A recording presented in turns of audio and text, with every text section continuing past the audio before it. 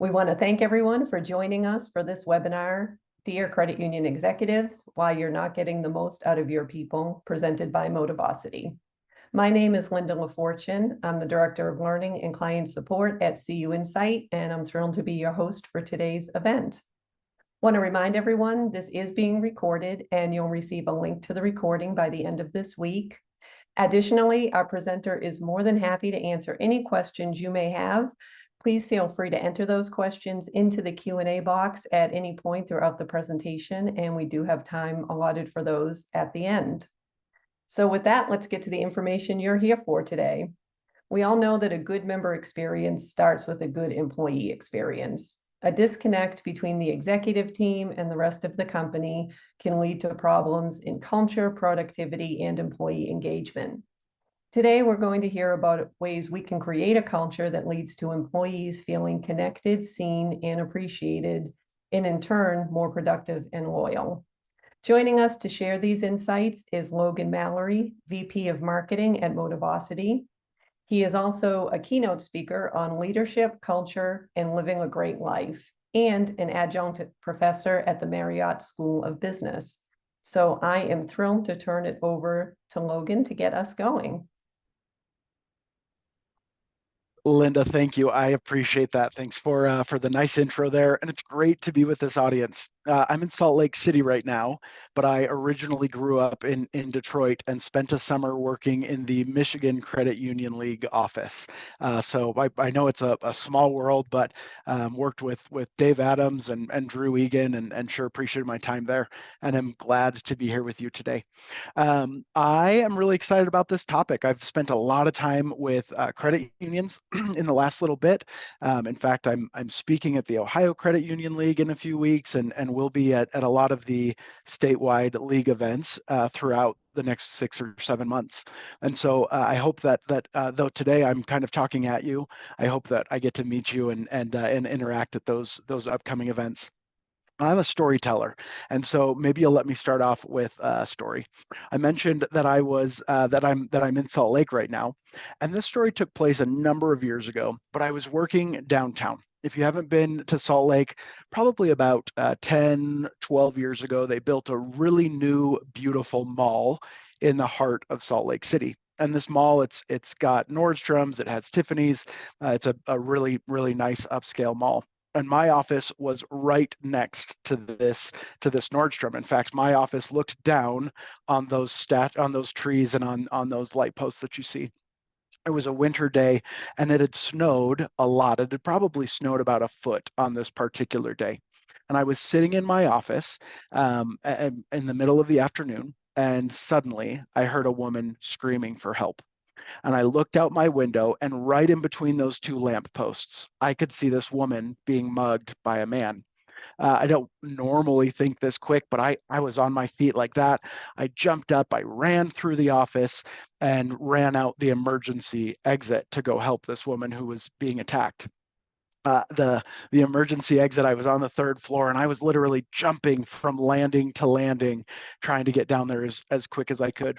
I was about to run out the emergency exit and there was a broom that I saw and picked up. You can't tell maybe, but back then I was probably 155 pounds and was glad to have a weapon. And I went to run out the door, the emergency exit, but it had snowed and no one had cleared the exit. And so the door just creaked open a little bit and I shoved my way out. I ran through the snow. I was jumping over these bushes that you can see on the left. And as I was jumping over them, I realized she wasn't being attacked by one man. She now had 3 men mugging her. I landed, and just as I was about to bring the broom over the first guy, I saw the handcuffs. And it ends up that she wasn't being mugged. She had been stealing from Nordstrom's, and these were undercover security guards that were arresting her. And so, frankly, there are a lot of life lessons from that story to be learned. But one of them applies today. And it's the thought that sometimes we have the best intentions, but bad information gets the best of us. And I think that's a really great place to work from today as we talk about how we can get get more engaged team members, and get our team members to contribute more and be a better part of our culture. I had some funny examples of this about how sometimes bad information gets the best of us, and I just pulled these from Twitter and other places, but I thought they would paint the point. This one says, my toddler was about to hit her head on a bar at the playground, so I told her to duck. She quacked at me and then hit her head. This one, I laughed out loud when I read this. This is two brothers texting, and one says, hey, can you spot me some cash? And the other responds, what for and how much? And he says, I'm $300 short on my Mott's applesauce payment that's due on the 15th. And it ends up that Mott's applesauce was the autocorrect from mortgage payment for some reason. And I just use those examples to say, like, sometimes we have really good intentions, but the communication or the information that we have gets the better of us. And so what is what are those other items that cause trouble at work? When, if you're a single branch credit union, or if you have multiple locations that you're managing or involved with, what inhibits us from doing our best work, and what inhibits our team members? I think there's lots of answers. Sometimes we have distributed or large institutions. It's the systems and processes that slow us down. We have competing priorities of things that we should accomplish but can't do them both. Maybe we interpret things differently or have conflicting styles. But one of the things that keeps leaders from getting the best effort from their employees is fear. And that's a very real thing. I just, when I was putting this together, I Googled fear at work, and I just thought these were kind of funny images, and realized how many different things we can be afraid of at work, whether it's our own abilities, whether it's the problems we're trying to solve, whether it's our coworkers. But a lot of times that fear at work comes from our bosses. I've got some kind of depressing data to share with you here. The Milliken and Morrison says that 85% of employees feel unable to raise a concern with their bosses. Now, I'm not good enough at math to be in a credit union, to work at a credit union, but that's pretty much everybody, right? 85% don't feel like they can bring things up with their bosses. Even worse, 34% of employees silence themselves out of fear of retribution from their managers. We literally have people who are too afraid of getting in trouble to bring up the things that they are working against, or the opportunities they see, or the problems that they're facing. And I think that's a really tough position to be in. Most employees, they just don't speak up at work, essentially as a way to survive. They just think to themselves, I'd rather be silent and ignored rather than wrong and criticized. And certainly that doesn't give us our best our best talent and our best effort. And so I hope you'll think about that. And Linda just put in the chat, and she said suffering in silence is such a challenge. And I hope you'll use the chat. We have a lot of smart people here today, and I'm sure you'll have insights to add or stories to add. And I hope you'll leverage the chat to help each other learn, and not just hear my monologue. Too many of us leaders, we just feel like no news is good news, right? We just assume that if we're not hearing anything, it must be okay. I want to talk about the concept of the iceberg of ignorance. There's a theory that the higher you are within an organization, the more leadership you hold within your institution, excuse me, the less you know about what's really happening at the bottom of the company, right? And so if you are an executive or a senior leader, the less you know about the problems or the drama or the chaos that's happening for your individual contributors. I don't know that I totally agree with this data, because it feels a little too intense for me. It's from Kathleen Allen, but I did think it was a good representation. She essentially says that executives only know about 4% of the problems happening within the company or within the credit union or the institution. And again, the closer you are to the individual contributors, the more that you really understand what's going on. This should be a little bit startling for us. Like this we should have some self-reflection about how accurate or inaccurate this is for our own organizations. I'm an adjunct professor, and so sometimes I quote myself. Um, but the iceberg of ignorance stops leaders from finding and solving the real problems within their organization, which inhibits the growth of your business, right? And maybe worse, that iceberg of ignorance, it keeps employees stuck in bad circumstances. And so it results in self-inflicted outcomes. And that's painful. The silence, the lack of awareness, it doesn't help any of us. And it certainly doesn't help the members of our credit unions.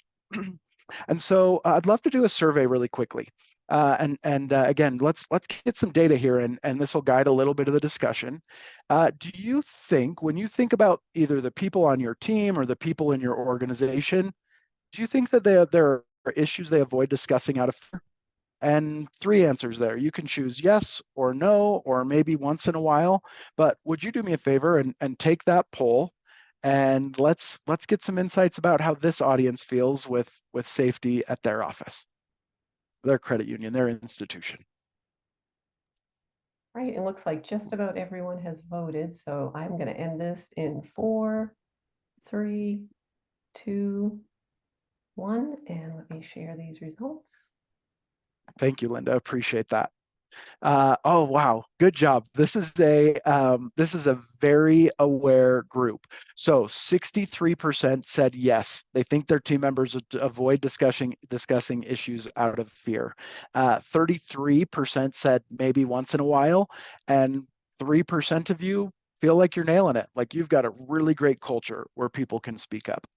I did the same survey not too long ago with about 2,000 audience members, and I wanted to share some of what they had said with you so that you can see how that compares.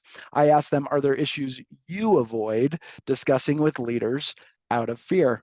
And it actually was a little bit more evenly spread than what this group said. So 39% said yes, 22% said no, and 38% said once in a while. So I guess the only thing I might challenge as I'm comparing those numbers, again, there were 3% that said no, and there's a larger group. And so maybe you're doing better than you think you are. But I thought it was interesting to think about your perspective versus what's being said by a group of primarily individual contributors.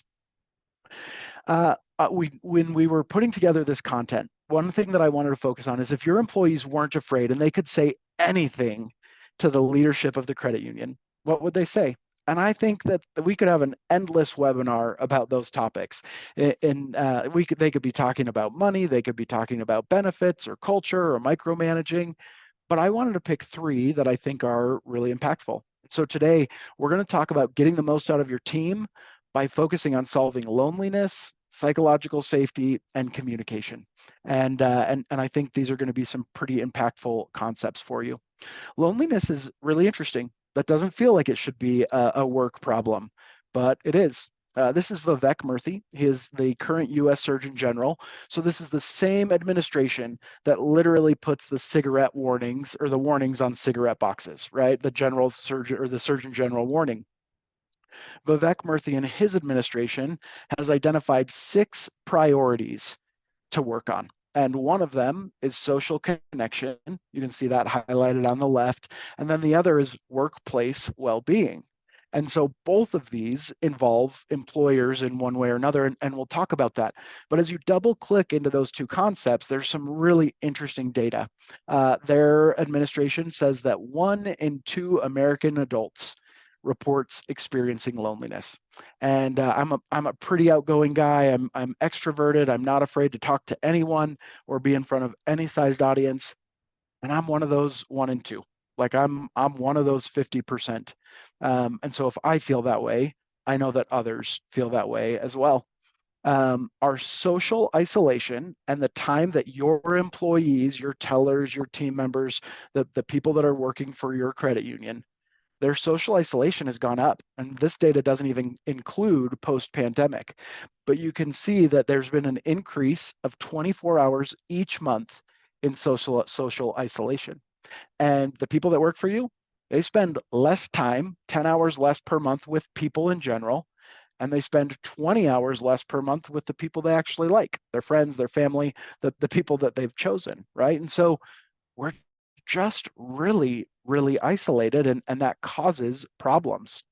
When Vivek Murthy and the Surgeon General's office talk about this, they do talk about how some of this falls on work, and there's some work related responsibility, employer related responsibility. And you can see these 5 categories.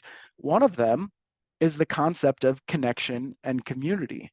And when people have social support and belonging at work, their mental health improves.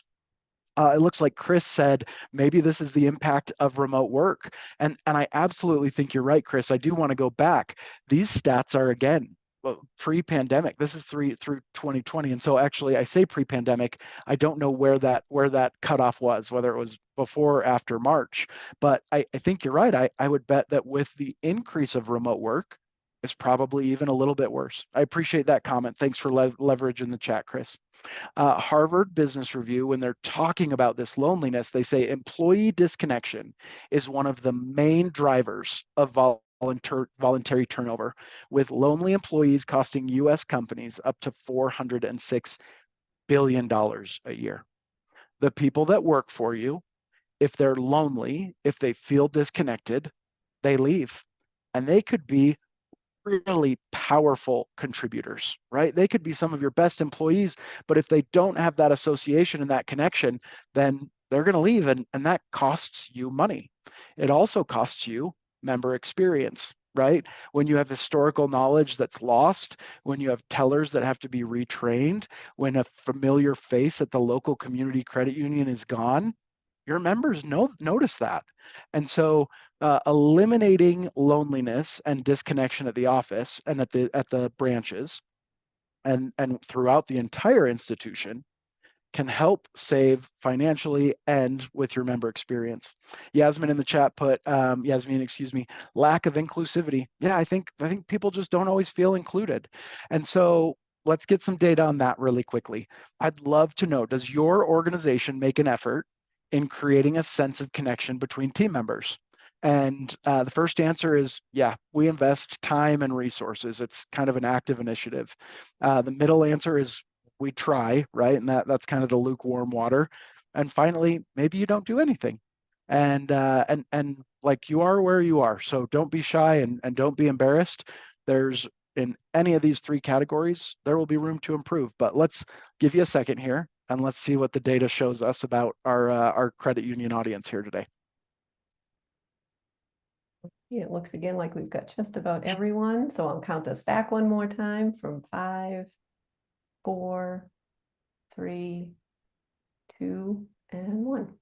Let's share these results. There you go.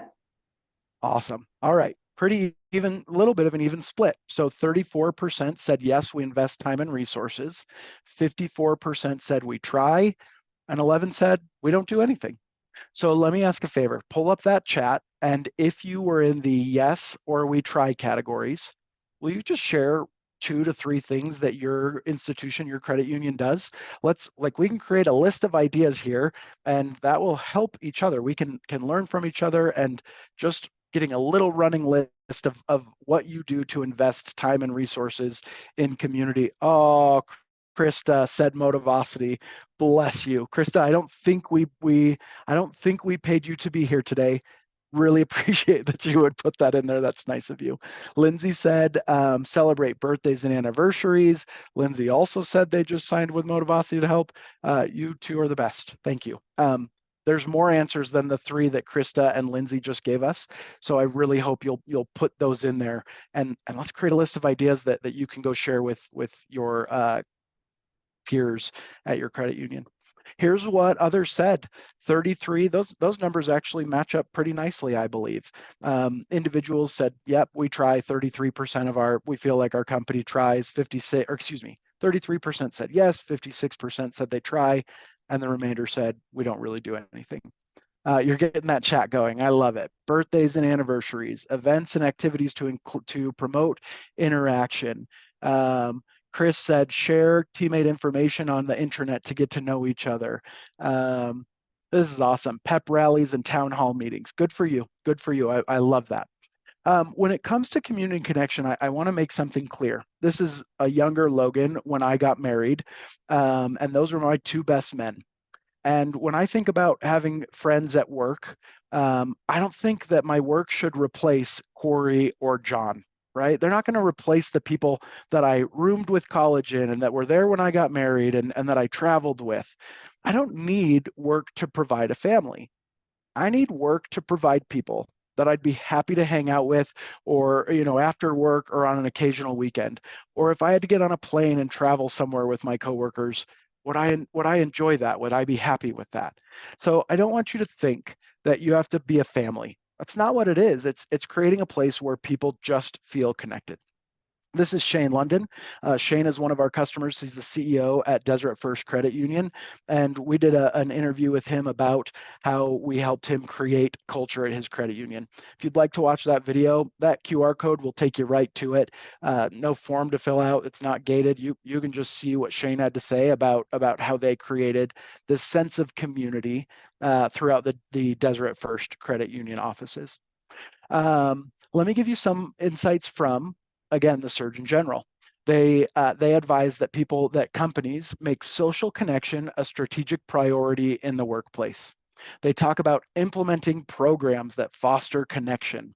One of the things that they said is allow people to connect as whole people, not just as skill sets. So this goes beyond just individual teams, right? It goes beyond your tellers, or it goes beyond your HR team. How do you get those groups to interact? And then my favorite piece of advice that they give is support employees in nurturing their relationships outside of work. Now, they're not saying force that. They're not saying force people to be friends, but they're saying support it. And I want to give you a couple examples of that. We work with a company.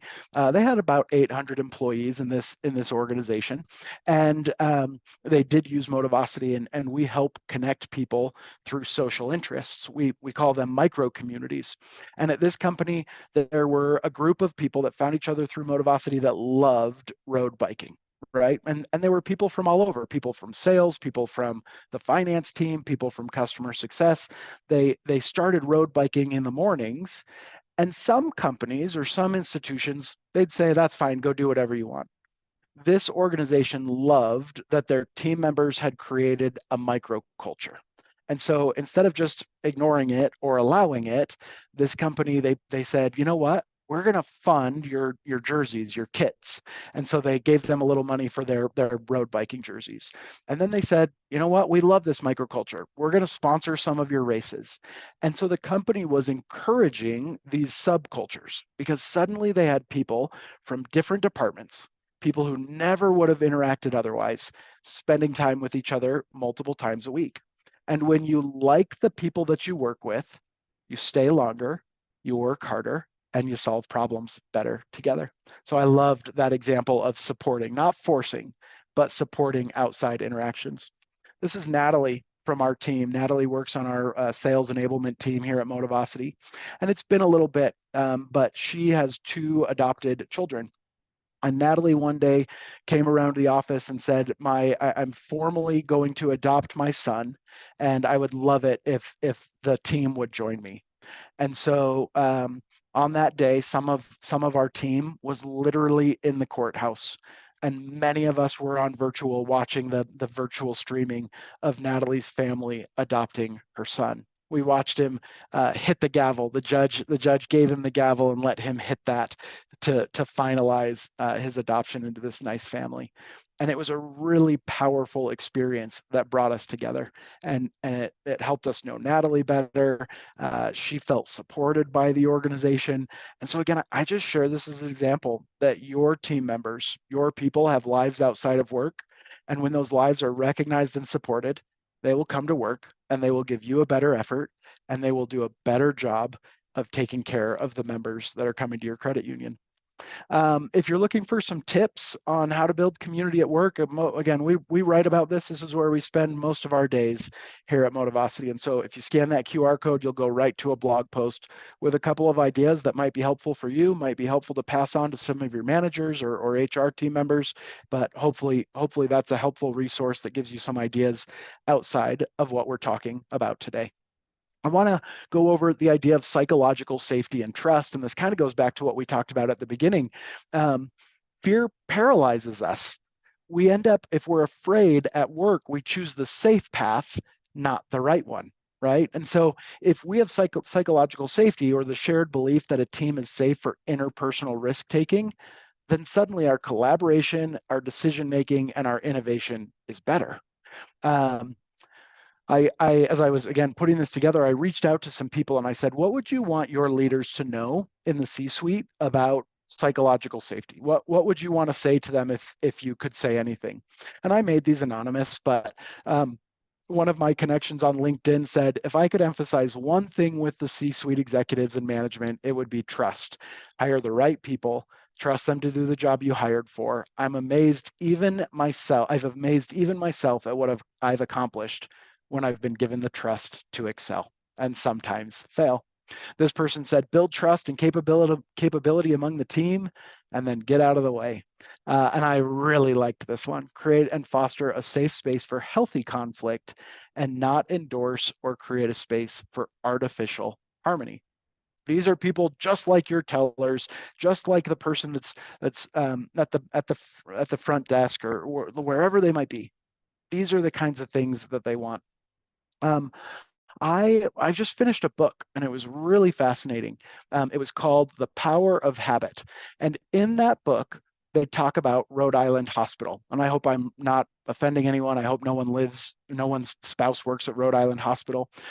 This at one point was a really well-renowned institution, but there became a conflict in their culture where the doctors were the ones in complete power and they had no respect for the nurses. And so the doctors had this culture of you do what I say or else. When the nurses the nurses wanted to be able to communicate to each other about what doctor was which, and so or how these doctors acted. And so when the nurses would write the names on the board, they had a secret code.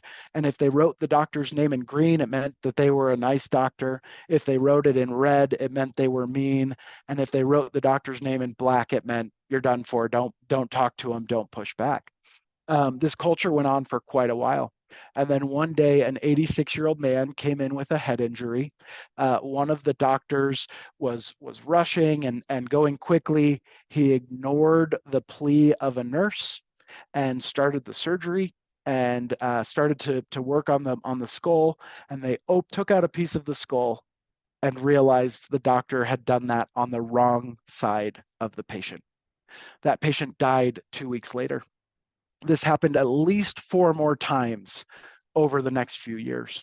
And what happened was the state of Rhode Island eventually came and said, this is essentially malpractice. We're going to shut down this institution. And so that conflict actually brought the doctors and the nurses together.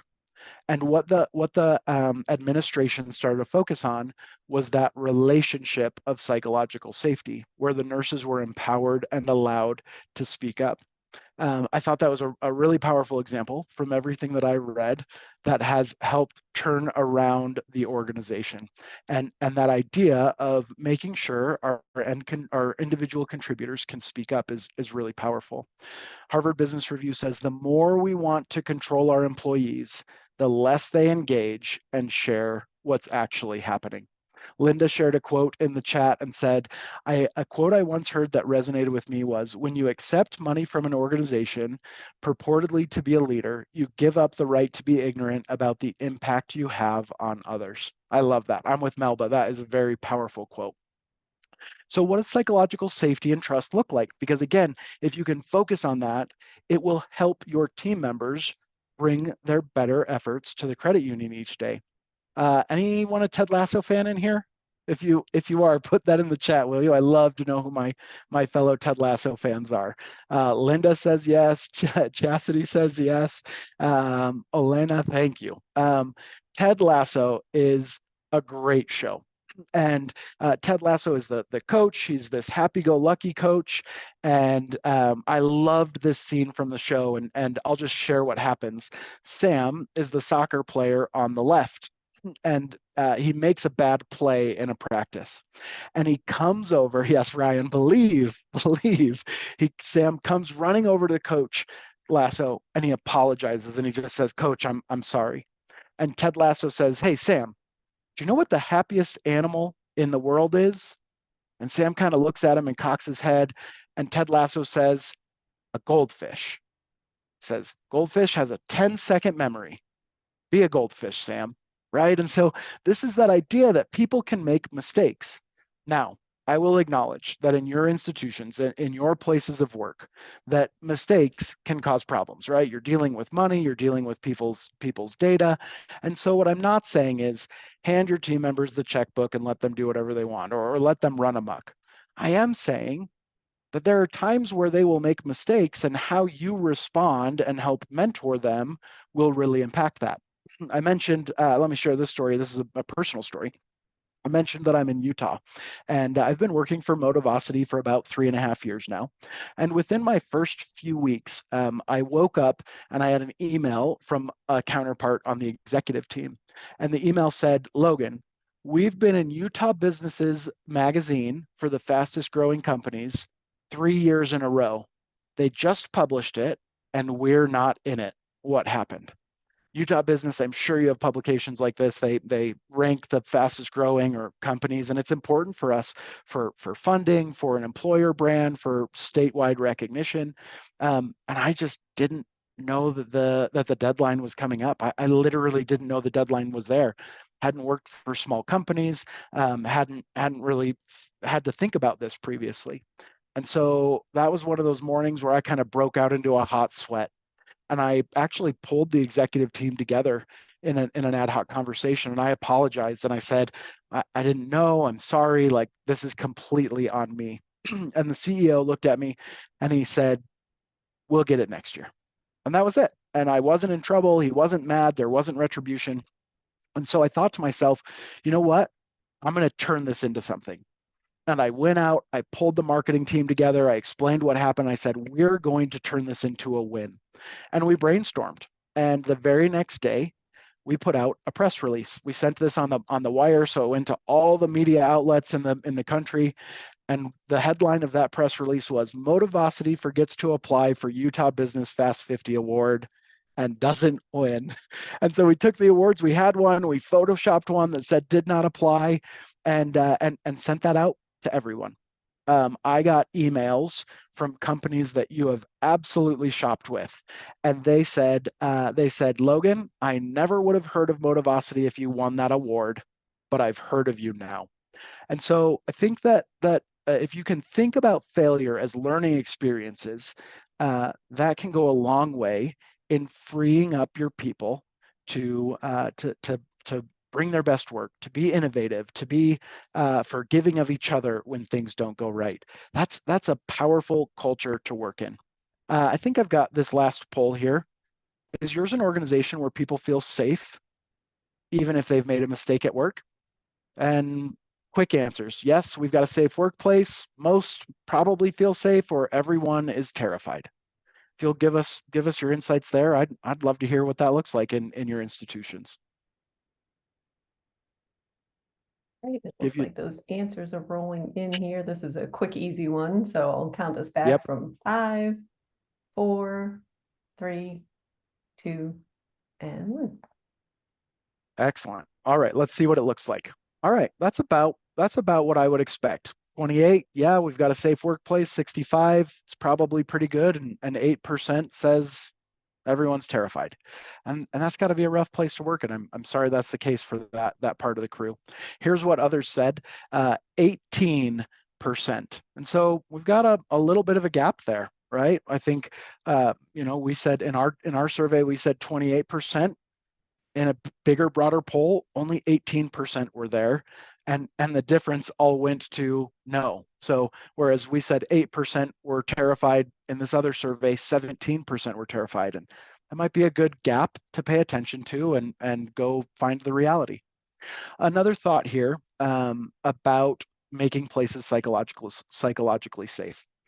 Gratitude is a really, really key part of creating the right cultures and getting the most out of your people.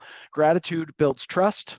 Or elicits better performance, and better performance drives better outcomes. And so there is a direct connection. When your people feel appreciated and recognized, when they feel celebrated, when they live a corporate value and are recognized for that, it feeds the positive outcomes that you want to experience. Stephen M. R. Covey says this best. He says, frequent and consistent recognition with an expression of gratitude that is immediately after a project is completed comes from a peer or manager, is tangible, unexpected, personal, and public, has the largest effect on organizational trust. So if you want to improve your organization, if you want to build trust, start with gratitude. And I will admit that's not always easy to do. So a couple of thoughts on how to build that habit, on how to make gratitude a better part of your organization. This thought was shift your ratio of connection, or excuse me, shift your ratio of connection and corrections. Executives who connect and think of gratitude as a way to connect rather than correct, remove fear in the workplace, replacing it with meaningful dialogue that leads to shared success. Doesn't take long to shift that correction habit. The other thing that I would argue, and I talked earlier about that iceberg of ignorance, right, where executives don't know everything that's happening in the company. I talked about that from kind of a negative perspective. They don't know about the drama or the problems. It's also true with the positives. Whether you are the CEO or a VP, senior leaders can't see all of the positive things happening on a day-to-day basis. And even if you could, you couldn't take the time to say thank you to each of those people. And so that's why peer-to-peer recognition and recruiting all of your team members to look for and recognize the good is so important, because you just can't see it or do it all. This is an example of a recognition I received not too long ago, and this is a big part of what Motivosity does. So we had a couple of Motivosity customers on here. Recognition is a cornerstone of what we provide.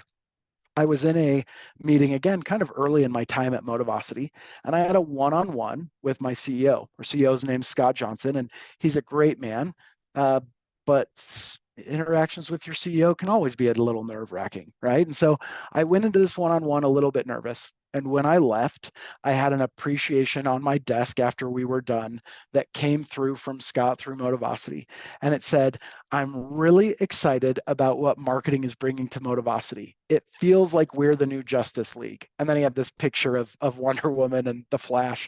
And I read that, and I sat back on my desk and I kind of looked off into the corner and I thought to myself, I am the Batman of marketing, right? Like, he gave me 15 words and it changed how I felt about work. That small recognition. I went home, I told my family about it. My team saw it. It's years later and I still talk about it. That recognition and celebration was worth more than any $5 gift card ever could have been, because it lasts forever, not as soon as I buy my coffee. So that recognition is really important.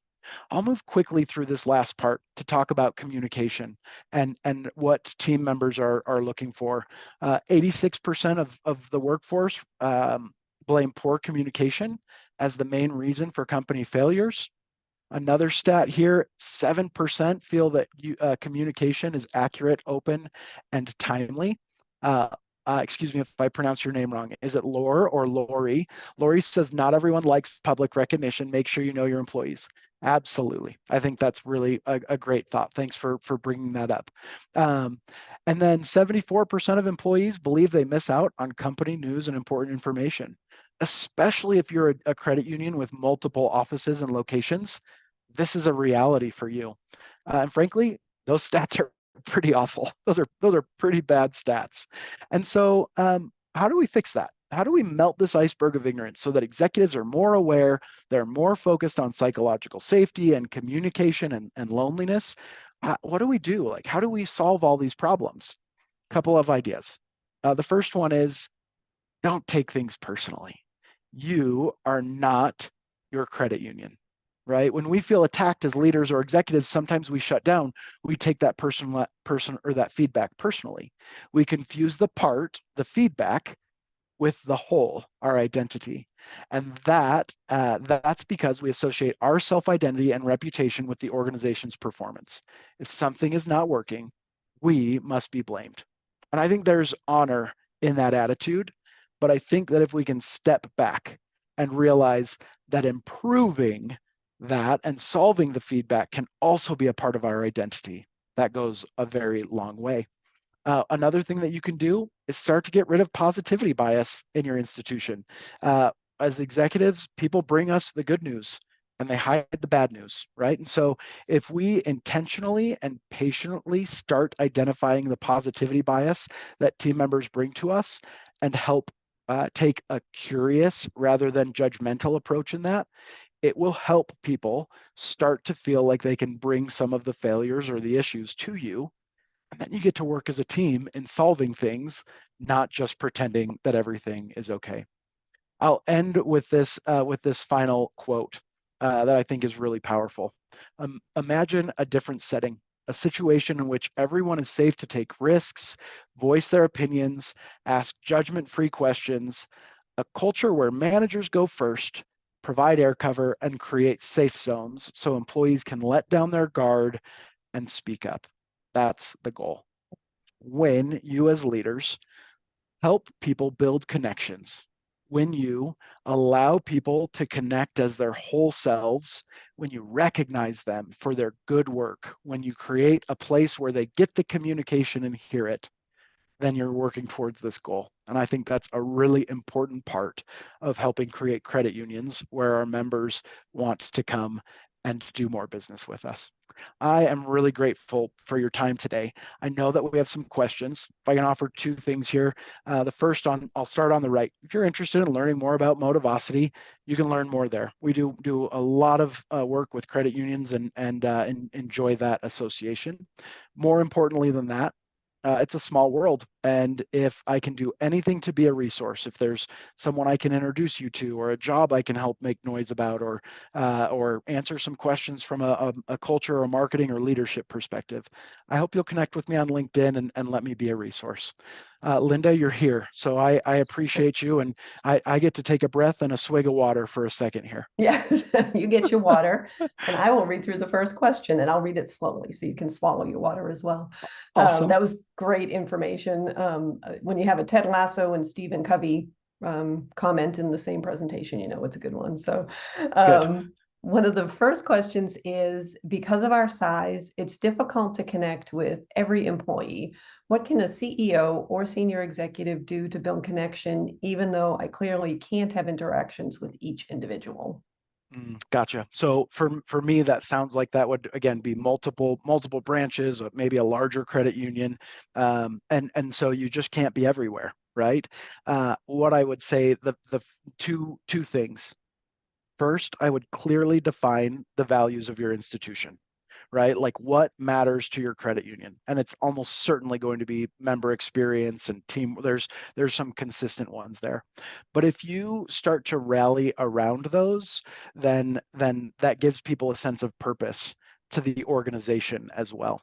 The second thing that I would say is you've got to invest in your people leaders, right? When they feel those positive things from you or from their manager, they will turn around and take care of the individual contributor. So I would say that like the more you can do, the more you can be present, the more you can speak up, the more you can learn names, the better.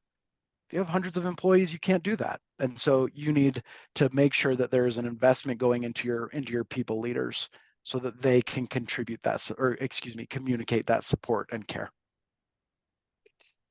We got a few questions and chats about if we'd be sending the slides out after the presentation. We will be sending a link to the recording, and then I'll let you speak to the slides.